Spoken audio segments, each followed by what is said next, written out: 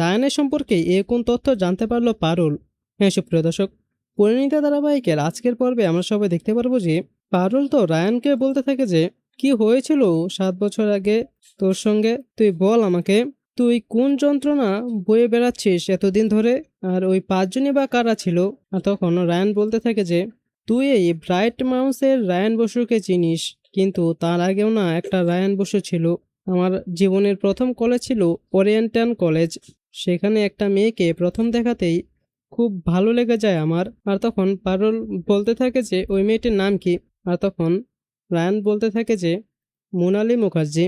আর এই কথা শুনে তো পারুল অনেকটাই অবাক হয়ে যায়। তো সুপ্রিয় দর্শক, কি ঘটতে চলেছে সামনে এ নিয়ে আপনাদের মূল্যবান মতামতটি নিচে কমেন্টে জানিয়ে দিন। ধন্যবাদ সবাইকে।